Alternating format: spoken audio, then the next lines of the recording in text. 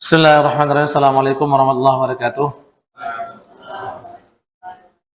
Alhamdulillah nahmaduhu wa nasta'inuhu wa nastaghfiruh wa na'udzu billahi min syururi anfusina min sayyiati a'malina may yahdihillahu fala mudilla lahu wa may yudlil fala hadiya lahu wa asyhadu an la ilaha illallah wa asyhadu anna Muhammadan abduhu wa rasuluh. Allahumma shalli ala Muhammad wa ala ali Muhammad kama shallaita ala Ibrahim wa ala ali Ibrahim innaka Hamidum Majid. Wa barik ala Muhammad wa ala ali Muhammad kama barakta ala Ibrahim wa ala ali Ibrahim innaka Hamidum Majid. Rabbi shrah li sadri wa yassir li amri wahlul 'uqdatam min lisani yafqahu qawli. Rabbi zidni ilma warzuqni fahma wa amalan salihan mutaqabbala amma ba'd. Alhamdulillah pada malam hari ini Allah masih memberikan kepada kita nikmat iman dan nikmat sehat, serta Allah masih meringankan kaki kita menuju ke masjid ini untuk melaksanakan salat maghrib dan isya secara berjamaah, dan tentunya mendengar sedikit nasihat dari sejarah yang apa bisa kita ambil dari pelajaran yang insyaallah malam ini kita sudah masih di Nabi Yusuf alaihissalam. Kemarin sampai mana ya?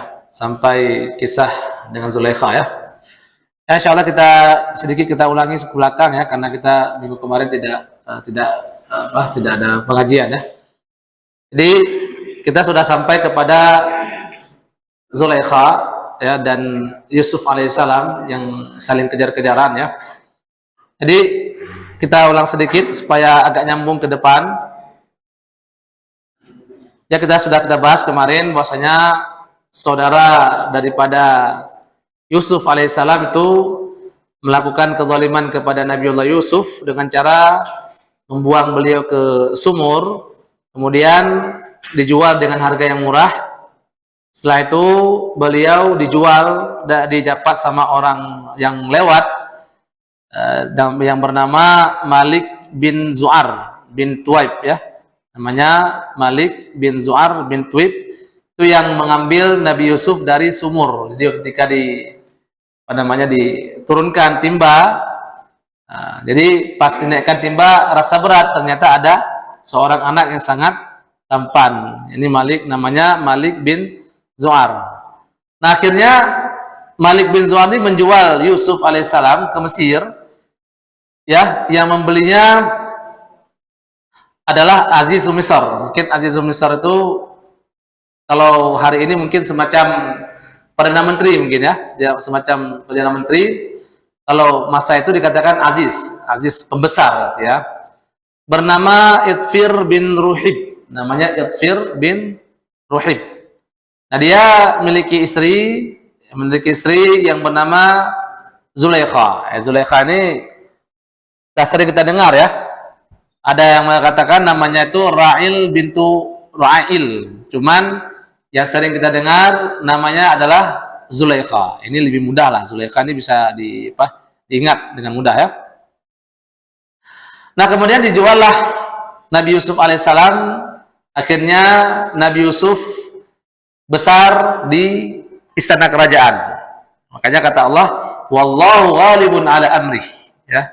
Allah itu Maha mengetahui lah ataupun atas perkaranya. Jadi Allah tahu apa yang terbaik bagi Nabiullah Yusuf alaihissalam. Artinya Allah membuat beliau sengsara dulu, dicampak dulu ke sumur, tapi setelah itu beliau jadi budak. Tapi budaknya budak apa? Budak yang ya kita katakan budak terbaik ya. Budak yang diasuh langsung oleh pembesar kerajaan dengan sangat baik. Jadi beliau sangat dicintai ya sama orang kerajaan, baik dari pakit Idfir tadi, juga orang-orang yang sekitar kerajaan. Jadi Nabi Yusuf alaihissalam itu nama panggilan lain dari bahasa Mesir itu Yuzarsif. Yuzarsif itu nama lain daripada Nabi Yusuf alaihissalam pakai bahasa Mesir. Nah, kata Allah, wallahu ghalibun ala amrih. Yaitu apa? Idza arada syai'an fa innahu yuqayyidu lahu asbaban wa umuran la yahtari ilaiha al-ibad. Kalau Allah ingin sesuatu pada seorang hamba, maka Allah buat satu sebab ataupun satu perkara yang si hamba itu nggak tahu. Ya, nggak tahu kalau akibat ini akan begini gitu. Jadi mungkin Nabi Yusuf alaihissalam berpisah dengan Nabi Yakub itu membuat Nabi Yusuf sangat sedih. apalagi Nabi Yakub sangat sedih, tapi perpisahan ini ternyata membuahkan hasil yang luar biasa yang tidak pernah kita bayangkan dan tidak pernah bisa diprediksikan. Ya, artinya seorang Nabi Yusuf alaihissalam dari kampung di Palestina sana menuju ke istana kerajaan yang sangat megah ketika itu. Jadi paling megah ketika itu adalah kerajaan Mesir.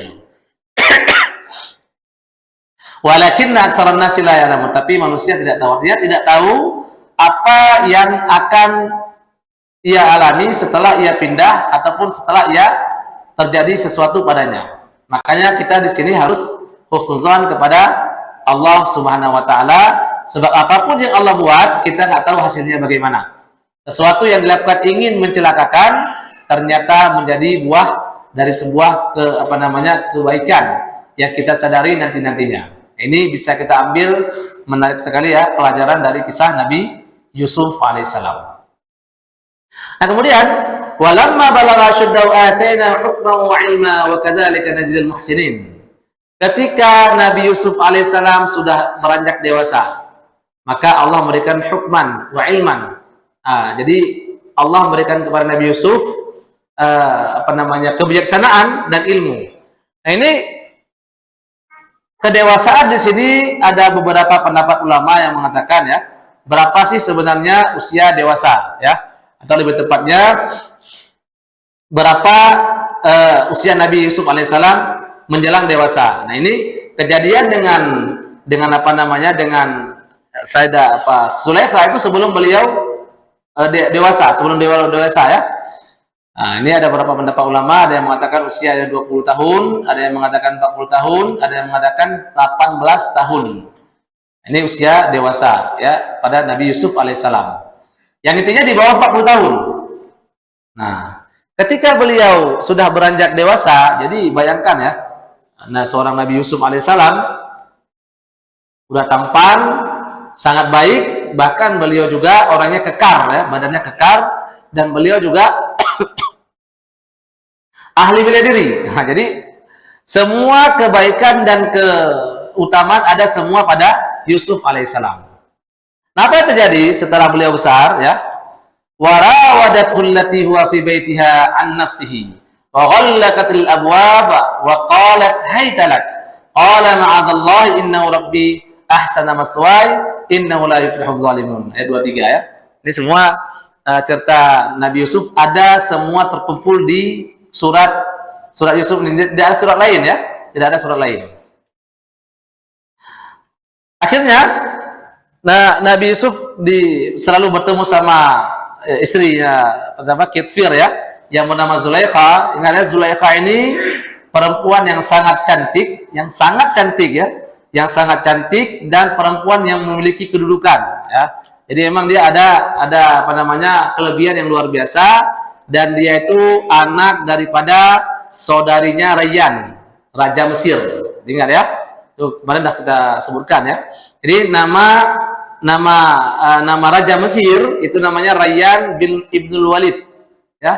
Nah kakaknya itu atau adiknya yang perempuan ya, punya anak bernama Zulaikha. Berarti ini Zulaikha ini adalah keponakannya Raja Al-Walid ya, Raja Ar-Rayyan Al-Walid. Nah ketika itu Nabi Yusuf di masa matang-matangnya, di masa tampan-tampannya, Zulaikha juga masa-masa yang sangat cantiknya. Ingat ya, pernah kita bilang kemarin, Zulaikha ini tidak punya anak, dan katanya Kitfir ini mandul. Bahkan ada yang mengatakan bahwasanya Kitfir tidak pernah menggauli Zulaikha. Jadi memang coba bayangkanlah, perempuan cantik tapi tidak pernah mendapatkan hasrat biologisnya. Kemudian ketemu seorang yang tampan, baik lagi. Nah ini berat sekali bagi seorang perempuan ya, ketemu setiap hari, sedangkan suaminya itu tidak bisa memberikan hak dia, hak batinnya. Nah, ini jadi satu masalah yang luar biasa. Nah inilah yang di antara cobaan Nabi Yusuf paling besar ya, karena sebenarnya meski tadi difitnah keluarganya membuang dia, itu tidak seberat dengan cobaan ini. Laki-laki tampan kalau dirayu sama perempuan cantik itu sangat berat. Apalagi perempuan cantik yang punya kedudukan. Ya, ini sangat berat bagi laki-laki yang mungkin seorang laki-laki sanggup, mungkin dia berperang ya, jihad fisabilillah dia sanggup, bahkan tahan lapar mungkin sanggup. Tapi ketika dia depan perempuan wanita yang sangat cantik yang mengajaknya berzina, bahkan bukan cuma cantik, punya kedudukan lagi, itu berat bagi laki-laki ya.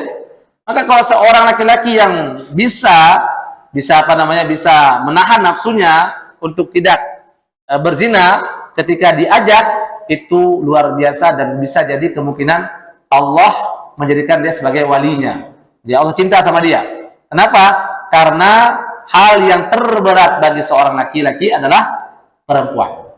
Ini nggak mau dia syekh, mau dia terserah, tidak pernah ya. Yang namanya perempuan itu adalah fitnah yang paling besar. Nah, akhirnya ketika diajak untuk berzina, ya, akhirnya apa jawaban Nabi Yusuf? Ma'adzallah, ya, aku berlindung kepada Allah, innahu rabbi ahsana maswaya. Jadi rabbi di sini ada yang mengatakan ini Tuhanku telah memberikan aku telah memberikan aku nikmat yang banyak, ya. Ada juga mengatakan innahu rabbi adalah suaminya. Jadi Rabbun itu bukan Rabbun itu adalah pemilik artinya ya. Rabbul bait berarti pemilik rumah. Makanya setan kalau bermimpi kita ketemu sama setan, dia katakan ana rabbuk. Dia bisa bilang ana rabbuka. Tapi kalau dia bilang ana Allah, dia nggak bisa. Iblis ketika misalnya kita mimpi ya, saya bilang mimpi, saya Tuhanmu nih, ana rabbuka. Fala tusalli, misalnya, jangan kamu sholat lagi. Iblis bisa mengatakan dirinya ana rabbi, ya, tapi tidak bisa mengatakan ana Allah, tidak bisa mengatakan saya adalah Allah. Karena kalau dia katakan ana Allah, maka dia langsung terbakar. Tapi kalau dia katakan ana rabbi, rabbuka, itu bisa. Nah, kalau kita bermimpi ada setan ataupun apalah ya, mungkin menyamar jadi orang baik ya, yang mengatakan dirinya ana Tuhan kamu, yaitu ana rabbuka, maka itu kalau dia ajarkan yang bukan-bukan, itu adalah setan. Nah, ini kalimat Rabbun ya. Akhirnya Nabi Yusuf bilang, ma'azallah, maha suci Allah ya. Innahu rabbi ahsana maswaya ya. Ini Tuhanku ini siapa? Kitfir tadi, dia telah buat baik kepadaku. Dia melayaniku, dia tidak menjadikan aku seperti budak dalam artian disiksa, nggak ada. Jadi Kitfir ini sangat sayang kepada Nabi Yusuf alaihissalam. Nah, akhirnya apa terjadi ya? Akhirnya karena tadi Zulaikha yang dah nafsunya luar biasa, tetap dia maju untuk menjamah Nabi Yusuf alaihissalam. Apa kata Quran? Walaqad hammat bihi wa hamma biha laula ar-ra'a burhana rabbih. Ya. Sungguh ya, si perempuan telah suka, kalau bahasa kita dah horny ya. Si perempuan udah sangat horny, laki-laki juga. Artinya Nabi Yusuf alaihissalam udah ada keinginan juga. Ini memang ada beberapa pendapat ulama mengatakan ya, bukan Nabi Yusuf yang keinginan, tapi pendapat yang kuat ya, maksudnya memang Nabi Yusuf alaihissalam udah ada juga keinginan untuk mendekati Zulaikha. Ya, beliau laki normal ya. Nah, tetapi yang namanya niat kalau belum terjadi, maka tidak dihitung dosa. Jadi ketika dirayu sama Zulaikha, ya, Yusuf sebagai orang yang tampan dan orang laki-laki yang yang ya kita katakan sehat semuanya dan normal, tentu ada keinginan juga. Ya, karena keinginannya maka beliau lari. Nah, ini ya. Nah, maka kata Ibnu Katsir, berarti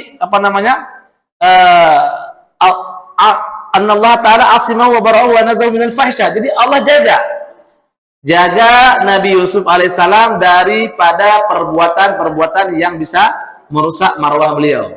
Ya, kalau masalah zina ini kan, jangankan kita ya, itu dulu Bill Clinton itu, Presiden Amerika, yang dengan Monica Lewinsky dulu ya, yang padahal Amerika itu kan negara bebas dan negara sekuler paling besar di dunia ya. Tapi kalau masalah yang seperti ini, seperti selingkuhan, itu nggak bisa diterima ya. ini apa namanya? Karena itu menyangkut kepada marwah, maka seorang nabi tidak mungkin berzina. Jadi Allah jaga dari Nabi Yusuf alaihissalam supaya tidak melakukan perzinaan. Nah, ya.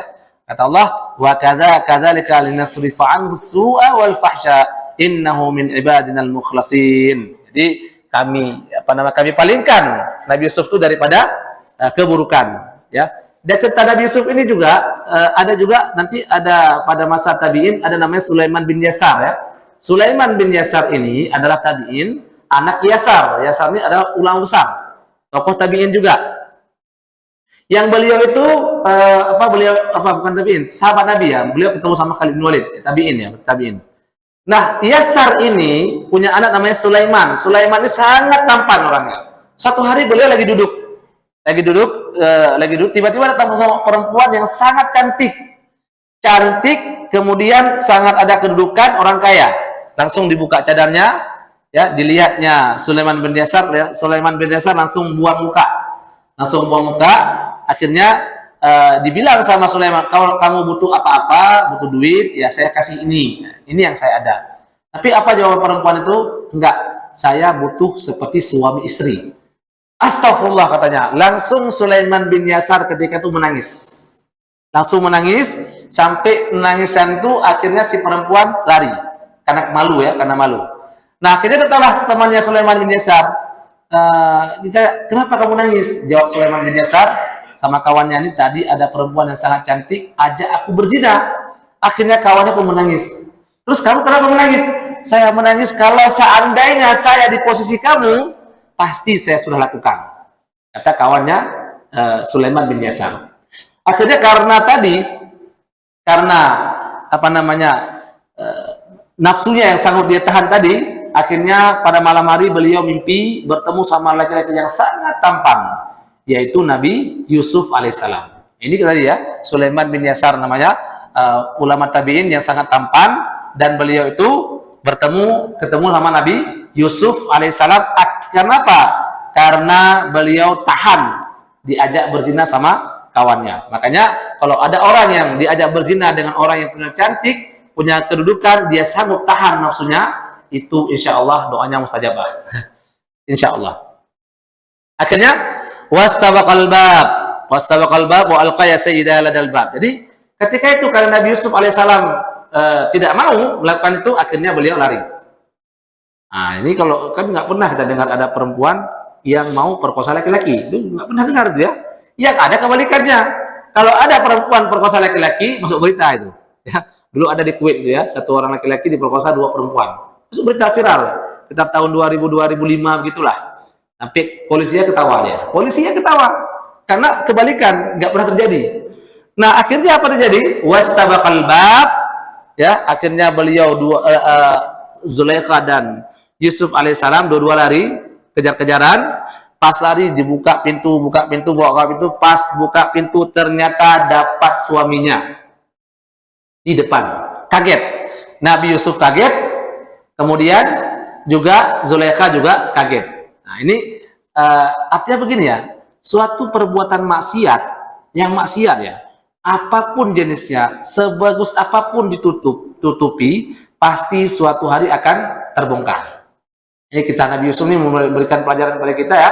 Kalau kita buat maksiat yang sembunyi-sembunyi, orang nggak tahu, cuma Allah yang tahu, udah ditegur sama Allah, sudah diberikan peringatan sama Allah, masih lakukan. Dia berzina misalnya, suatu hari pasti Allah akan bongkar perzinaannya, meski bagaimanapun dia tutup-tutupi. Nah, ini Nabi Yusuf alaihissalam tidak melakukan apa-apa. Nah, maka beliau lari ya, sampai akhirnya ketika lari buka pintu, data adalah suaminya yaitu Kitfir depan. Bagaimana tidak kaget ya seorang Kitfir ya, seorang Kitfir yang sangat sayang sama Nabi Yusuf, yang sangat cinta sama Nabi Yusuf, tiba-tiba melihat Yusuf seolah-olah apa? Ingin memperkosa istrinya. Yang itu bisa dikatakan ibu angkatnya, tuannya lah, ya, tuannya. Jadi ketika itu Nabi Yusuf bilang, saya tidak melakukan. Nah, wa syahida syahidun min ahliha, jadi ada yang ngomong jadi saksi ya. Ada yang mengatakan, yang ngomong ini, in kana qamisuhu qudda min qubulin fasadaqat. wa huwa minal kadzibin, apabila bajunya koyaknya di belakang. Jadi kalau bajunya koyak di belakang, maka yang bohong ada ya kalau di depan ya, kalau depan maka yang bohong si Yusuf ya. Kalau bajunya koyak di depan, maka yang bohong adalah Nabi Yusuf. Kalau yang koyak bajunya di depan, maka yang bohong adalah Yusuf ya. Jadi karena kenapa? Kalau di depan kan misalnya yang koyak baju depan ya. Kalau baju depan berarti kan si Yusuf ataupun laki-laki ya ingin perkosa si perempuan. Tapi kalau kayaknya di belakang berarti Yusuf dikejar sama Zulaikha. Nah, akhirnya kepegang bajunya, akhirnya koyaklah di belakang. Nah, itu logikanya seperti itu. Nah, siapa anak kecil ini? Anak kecil ini ada yang mengatakan masih bayi.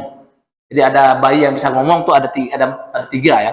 Yang pertama bayi Yusuf alaihissalam yang menjadi saksi, kemudian Juraij ahli ibadah Bani Israel yang dituduh berzina. Kemudian ketika dituduh berzina, datang anak ini, dia bawa, ini anak kamu ya, anak kamu. Maka Juraij bilang, ya gulam, wahai anak, takallam, ngomong, siapa ayah kamu, siapa. Jadi ini yang kedua, jadi bayi yang ngomong. Yang ketiga siapa? Yang ketiga adalah Nabi Isa alaihissalam. Ini tiga bayi yang bisa ngomong di dalam buayan. Yang masih bayi tapi bisa ngomong ya. Cuman ada juga yang mengatakan yang syahidun min ahliha ini bukan bayi, tapi ya pengawalnya lah. Pengawalnya yang bijaksana kemudian mengatakan, coba lihat di mana baju yang koyak, apa depan apa belakang. Kalau depan, kalau misalnya yang koyak di depan, berarti yang berbohong adalah, yang melakukan pemerkosaan adalah Yusuf alaihissalam. Kalau yang koyak di belakang, berarti yang mencoba melakukannya adalah istrinya, itu Zulaikha. Nah, akhirnya lihat, falamma ra'a qamisahu qudda min duburin qala innahu min kaidikun inna kaidakunna azim. Ketika dilihat bahwasanya bajunya Nabi Yusuf alaihissalam itu koyaknya di belakang. Ya, di belakang. Nah, qala innahu min kaidikun, ini rupanya tipu daya kamu. Inna kaidakunna azim. Jadi tipu daya perempuan itu besar. Jadi sebesar-besar tipu daya setan, besar lagi tipu daya perempuan. Nah, ini ya. Karena Al-Qur'an bilang inna kaidakunna azim. Jadi sangat besar tipu daya seorang perempuan. Nah, jadi saya ulangi lagi ya, yang mengatakan ini adalah bayi. Sebagai ulama mengatakan bayi yang bisa berbicara. Jadi makanya nggak mungkin bohong ya. Nah, ketika dilihat oleh Yusuf atau Kitfir, suaminya Zulaikha, ternyata yang koyak adalah baju di belakang. Berarti siapa yang bohong? Berarti yang berbohong adalah Zulaikha. Nah, akhirnya apa yang terjadi? Akhirnya suami ini malu. Akhirnya apa katakan? Yusufu a'ridan hadza. Wa Yusuf, diamlah.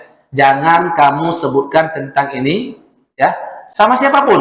A'ridan hadza, palingkan tentang ini. Jadi ini cukup rahasia kita saja.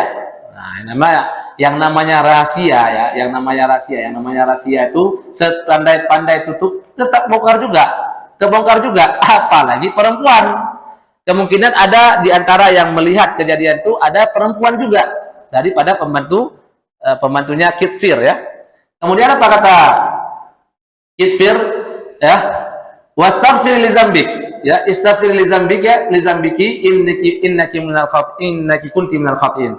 Minta ampunlah kepada dosa kamu. Jadi orang-orang Mesir ini, orang-orang Mesir kuno ya, yaitu pada Firaun ya.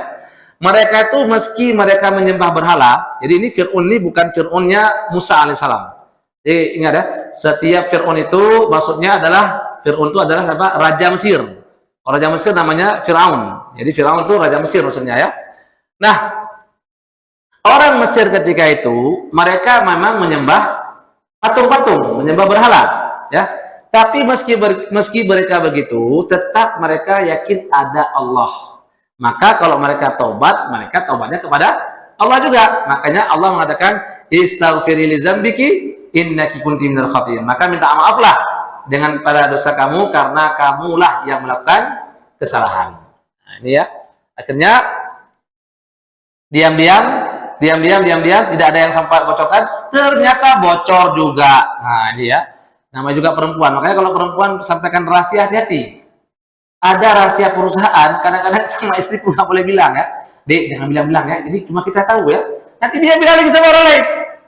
Ini jangan bilang-bilang ya. Cuma kita yang tahu ya. Ini bilang lagi. Nanti jangan bilang-bilang ya. Kita cuma berdua yang tahu ya.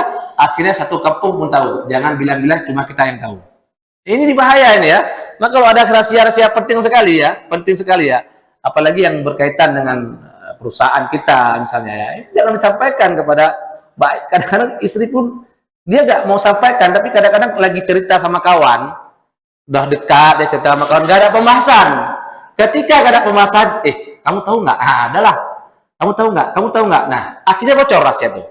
Akhirnya satu istana tahu bahwasanya ada seorang sayyidah, artinya tuan rumah, tuan yang terkenal, cantik, bahkan punya kedudukan tinggi. Tapi dia merayu budak, kelasnya rendah. Jadi apalah ini ya? Jadi kata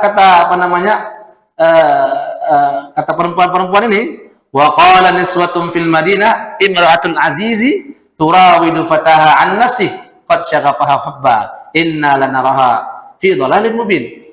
Jadi perempuan-perempuan ini, orang-orang kerajaan ini bilang, tuh coba lihat tuh, Imratul Aziz, putri raja, perdana menteri ya, ataupun ratu perdana menteri itu merayu budaknya, pembantunya ya. Dia telah dibutakan dengan cinta. Kalau orang bilang apa? Cinta itu buta. Nah, inilah cinta buta. Jadi nggak bisa lagi bayang-bayangin. Ini mau tuan rumah mau enggak, pokoknya ada cintanya buta dah. Ya. Nah, akhirnya apa yang terjadi ya? Dibilang ya, yang ngomong itu siapa? Yang ngomong itu para pembesar-pembesar, istri menteri-menteri, kemudian dayan-dayan dan sebagainya, semua satu istana lah intinya ya. Akhirnya kesalah berita itu sampailah kepada Zulaikha ya. Nah, dalam hati Zulaikha, coba lihatlah ya, saya balas lah ibaratnya. Saya balas, kenapa kalian bisa saya lakukan seperti ini? Akhirnya kata perempuan tadi ya, inna lanaraha fi dhalalin mubin. Sungguhnya kami melihat ia dalam kesesatan nyata. Ya, karena kenapa kesesatan nyata? Kalau misalnya mau selingkuh, kalau bahasa kita lah ya, kalau mau selingkuh yang berkelas dikit lah, yang hebat dikit lah. Masa berselingkuhnya sama budak? Nah, jalan bayangan kita budak itu jelek-jelek semua. Jangan bilang ya, budak juga banyak yang tampan-tampan, budak juga banyak yang cantik-cantik. Bahkan banyak sekali raja-raja akhirnya menikah sama budak-budak. Misalnya seperti Harun Rashid. Harun Rashid itu istrinya Zubaidah itu mantan budak yang dimerdekakan ya. Zubaidah orang Arab. Ibunya Al-Ma'mun. Kalau Zubaidah orang Arab ya. Kalau ibunya Al-Ma'mun itu anaknya yang lebih besar daripada Al-Amin, itu budak ya. Kemudian Al-Mahdi juga, Khalifah Al-Mahdi, ayahnya Al-Ma'mun, itu ada istrinya namanya Khayzuran.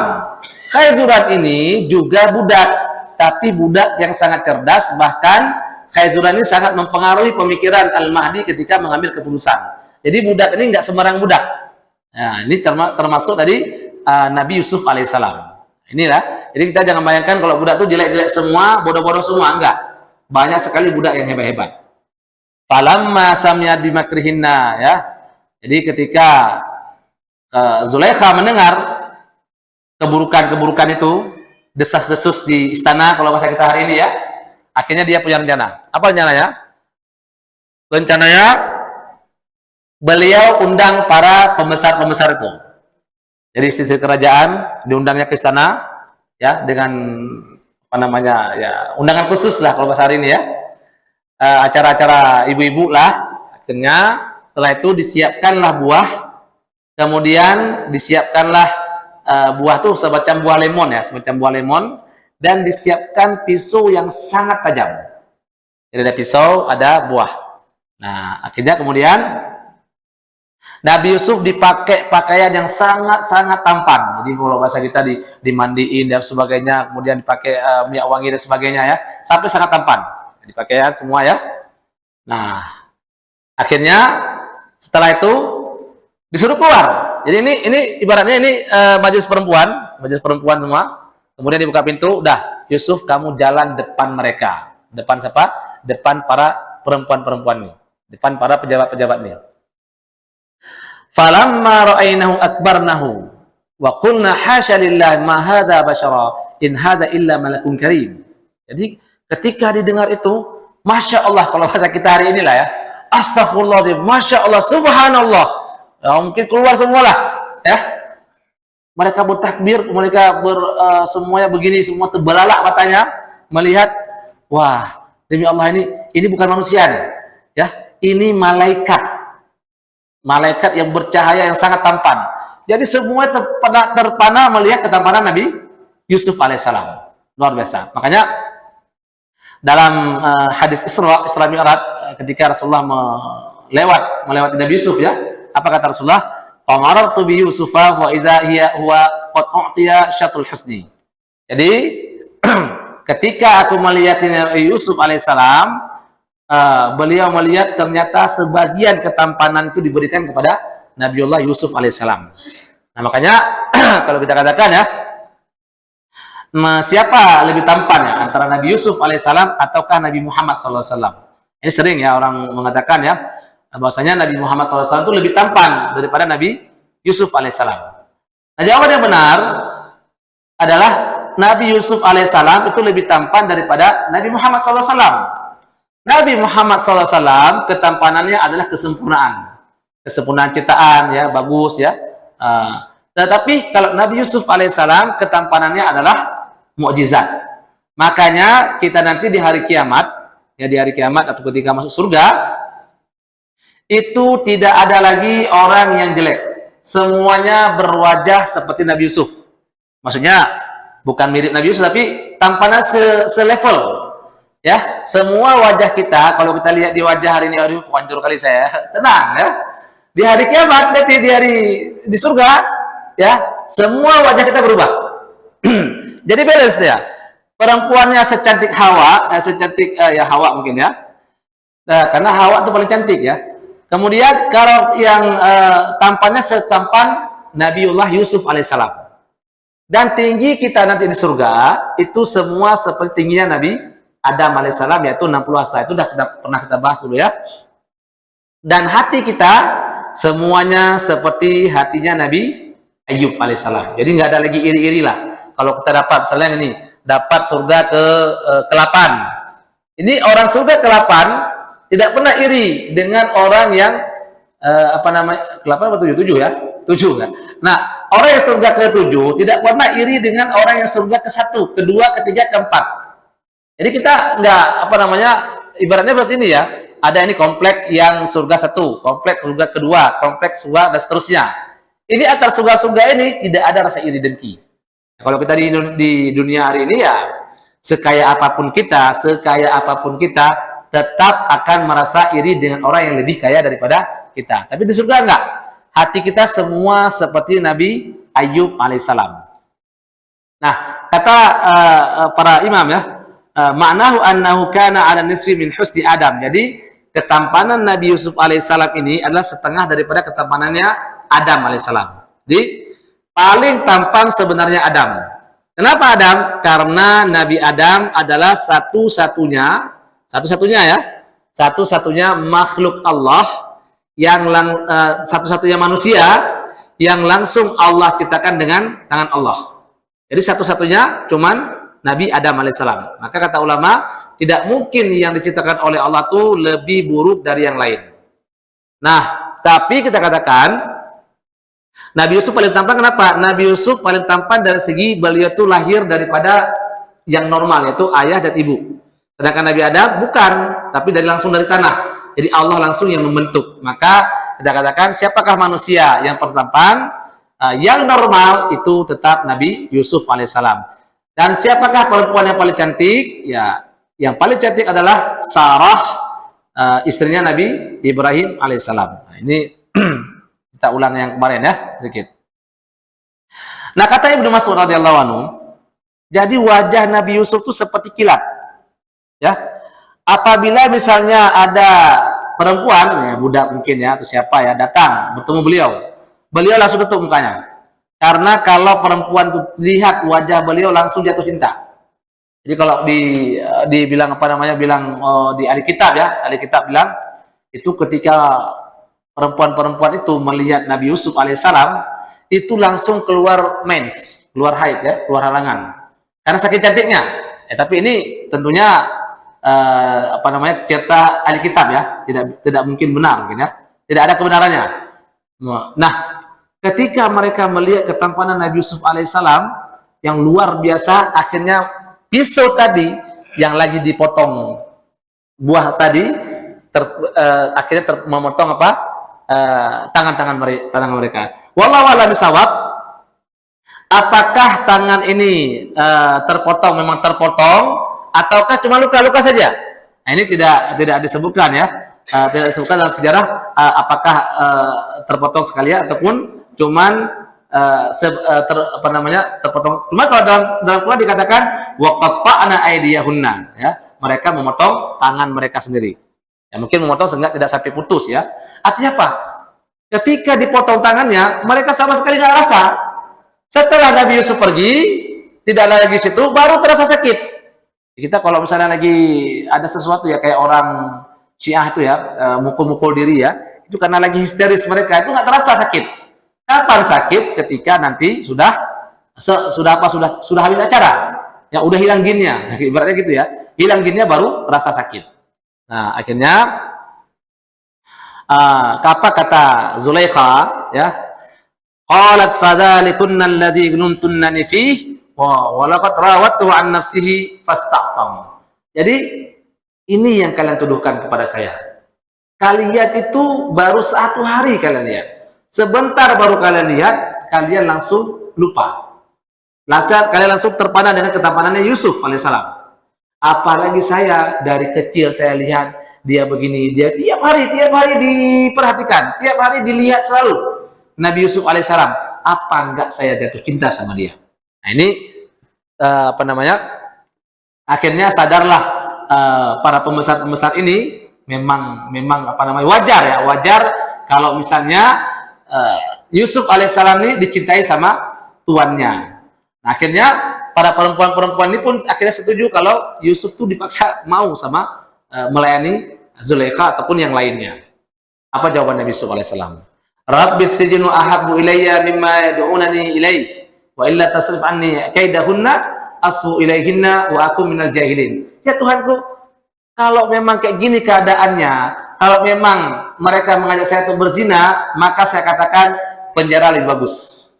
Saya lebih suka penjara daripada mengikuti kemauan mereka, yaitu kalau misalnya gini ya, kalau misalnya Nabi Yusuf tidak masuk penjara dan terus dirayu sama perempuan, kita tuh nggak bisa apa namanya, sombong ya. Jadi gini ya, kalau ada orang soleh misalnya, ada orang soleh, dia ibadahnya kuat, dia katakan, saya kalau depan perempuan, walaupun dia telanjang, maaf, walaupun dia telanjang, saya nggak akan terpengaruh, karena saya orang soleh. Ini nggak boleh.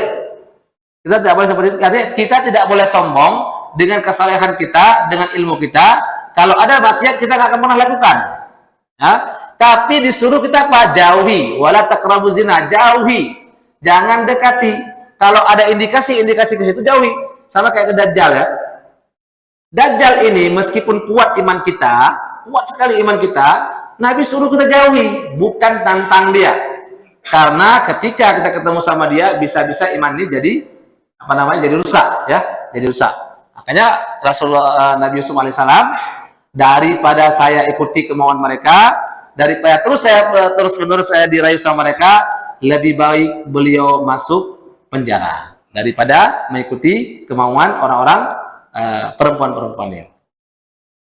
Akhirnya Nabi Yusuf alaihissalam masuklah penjara, wallahualam berapa tahunnya ya. Cuman dikatakan dalam Al-Quran bid'ah sinin. Bid'ah sinin itu tidak pasti berapa ya. Ada yang mengatakan bid'ah sinin itu apa namanya, beberapa tahun, gitu ya, di bawah 9 tahun ya, di bawah 9 tahun. Ada yang mengatakan sampai 20 tahun, bahkan ada yang mengatakan lebih ya. Tapi yang lebih kuat adalah bid'ah sinin berarti di bawah 9 tahun Nabi Yusuf alaihissalam dalam penjara. Nah, akhirnya Nabi Yusuf alaihissalam masuk penjara.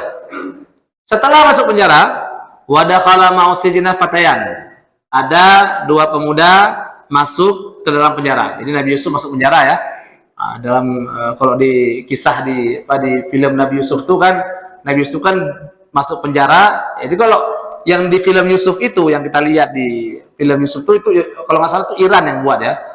Itu yang banyak dikritik ya, ada beberapa kesalahan. Cuman di situ digambarkan bahwasanya Nabi Yusuf alaihissalam masuk penjara itu berdasarkan ahli kitab ya. Cerita yang di film Nabi Yusuf alaihissalam tuh yang di ada ya filmnya itu ya 40 dis itu berdasarkan ahli kitab. Ceritanya enggak semua benar. Jadi kita jangan mengambil kesimpulan daripada film tersebut ya. Akhirnya wadakhala ma'usina al-fatayan. Ada dua orang laki-laki masuk bersama Nabi Yusuf ke dalam penjara. Kana ahaduhuma sakil malik wa ismuhu fi maqil nabwa. Jadi yang satu itu orang penuang anggur ya. Kalau bahasa kita mungkin waiters apa namanya ya orang taruh air ya, taruh air. Tuang-tuang anggur lah ya. Namanya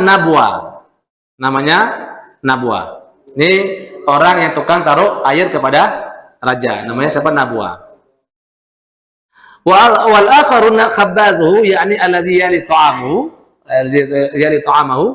Jadi yang satu lagi khabbaz, tukang masak, tukang roti.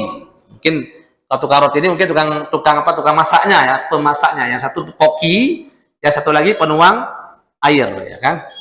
Akhirnya namanya apa? Namanya Jasingkir. Jadi namanya Nabwa, yang satu ini namanya Jasingkir ya, namanya Jasingkir. Ini Jasingkir ini kalau nggak salah di film Yusuf itu juga namanya Jasingkir ya. Nah, jadi ketika kedua orang ini melihat Nabi Yusuf alaihissalam, wibawanya, cara jalannya, cara ibadahnya, pun akhlaknya luar biasa, mereka suka sama Nabi Yusuf. Ya, artinya tertarik dengan Nabi Yusuf dan belajar dengan Nabi Yusuf alaihissalam. Fara'a kullu wahidin minhuma ru'ya tunasibu. Jadi keduanya akhirnya mimpi.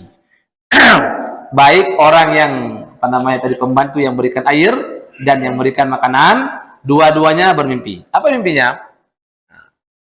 Mereka berdua mimpi dalam satu malam. Yang pertama, an-nasaki fara'a ka'anna thalathata qadban min hablatin. Jadi ada daun kurma ya. Dan kurma yang udah berbuah ya, udah mengeluarkan daun ya.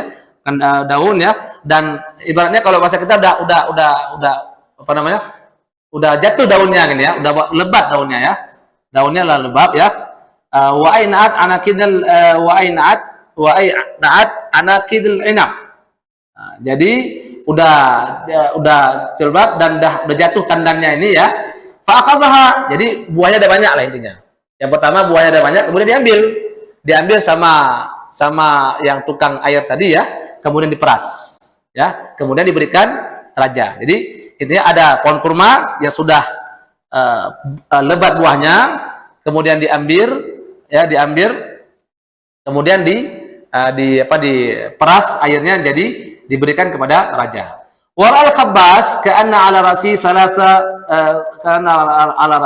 salasu salalin.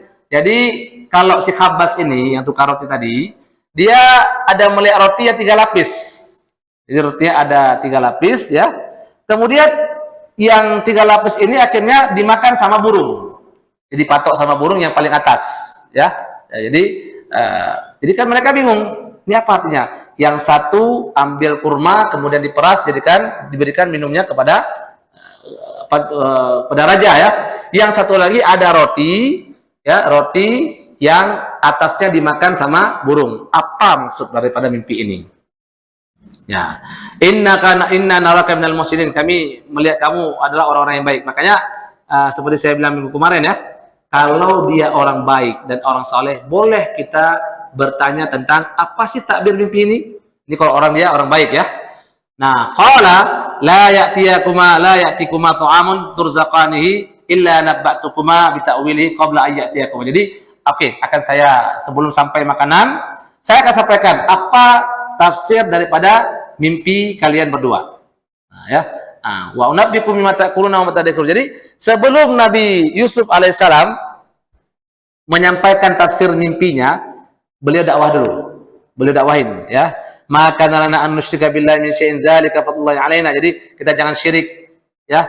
Kita jangan berbuat kufur, tapi kita terus bersyukur kepada Allah. Jadi Nabi Yusuf dakwahi mereka dulu sebelum mereka mendengar apa takwil mimpi. Ibaratnya begini, ini kesempatan ya, kesempatan pada Nabi Yusuf alaihissalam untuk mendakwahkan tauhid kepada kedua orang ini supaya mereka mengerti, kalaupun salah satunya nanti mati dalam keadaan husnul khatimah, yaitu mati dalam keadaan dicintai oleh Allah.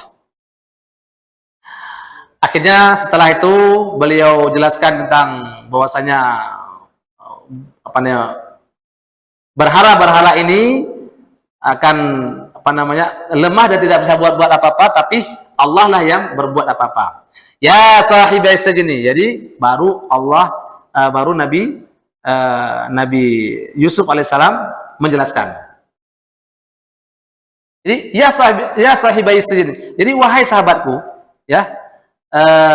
Jadi salah satunya ya amma ahadukuma fayaski rabbahu khamra. Yang satunya akan menuangkan khamar kepada tuannya. Jadi mungkin khamar itu masih boleh ya. Bahkan semenjak Nabi Muhammad SAW juga masih boleh khamar itu ya.